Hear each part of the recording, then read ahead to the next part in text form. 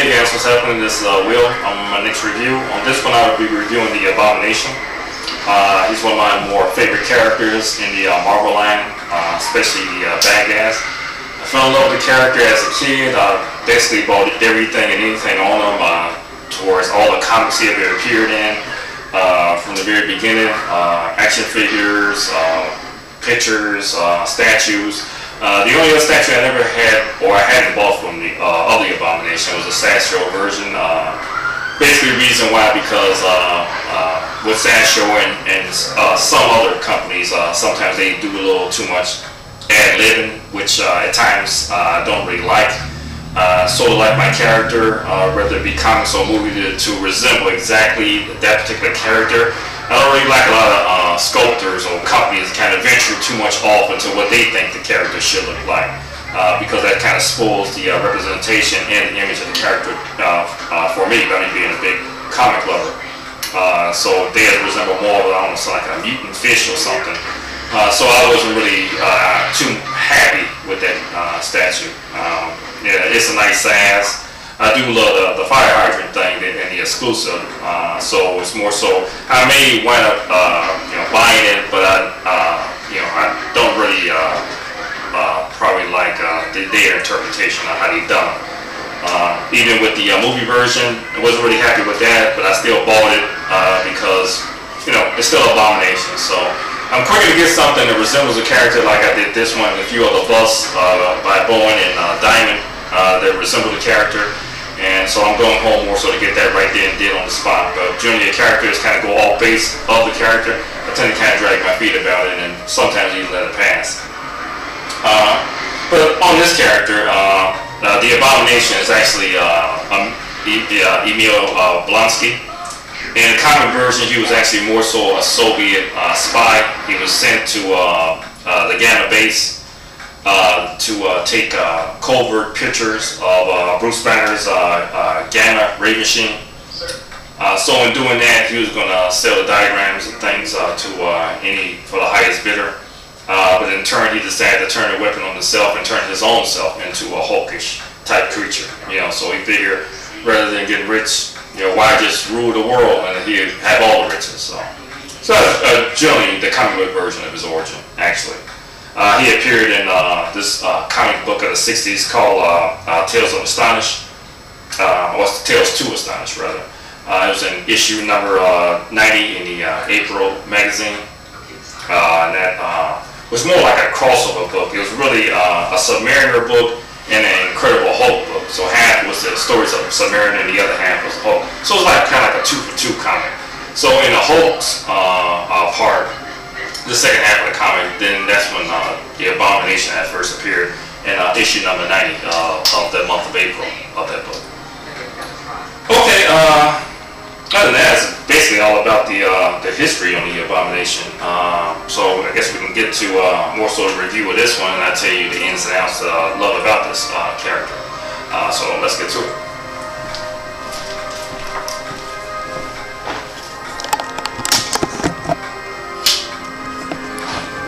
First, I guess I'll probably show you a look at the comic. This is an overseas comic, actually. That's made by a company in England. They make these little kind of miniature lead kind of figures of superheroes. The figures are kind of nice, but they small, maybe about 3 inches high. But actually, the bonus, the good thing about the comic is actually getting the origin kind of book, like this one is. And here he is. There's really a lot of things I love about the Abomination. I love the flipper ears that he have, the knobby kind of horn head, and also that it's all over his body.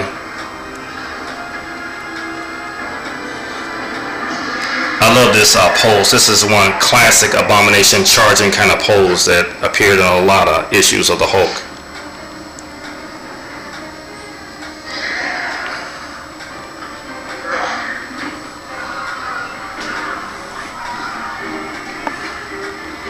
You can even see the horn elbow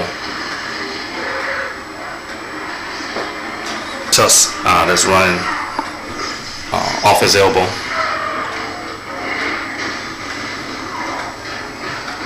Give you a nice little detail of his back.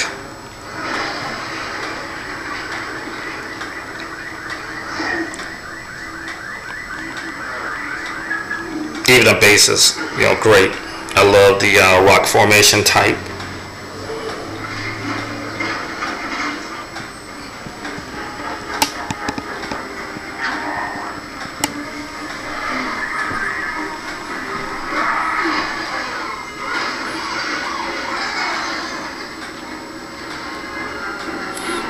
He's an absolutely great character, you know.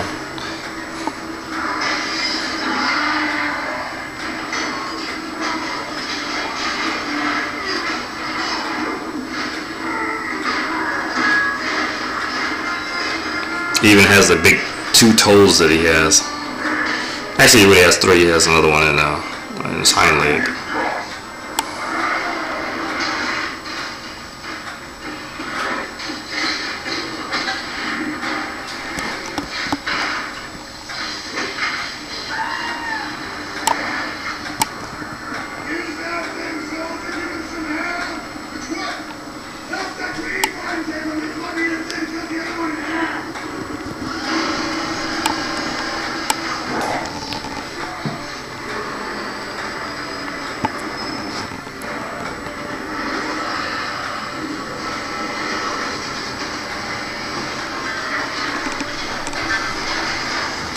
Okay guys,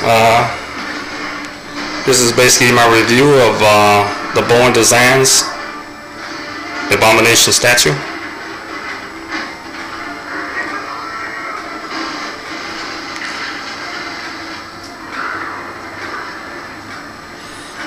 Hope you enjoyed the review. I'll probably be doing some of the other ones later on in some of my future reviews.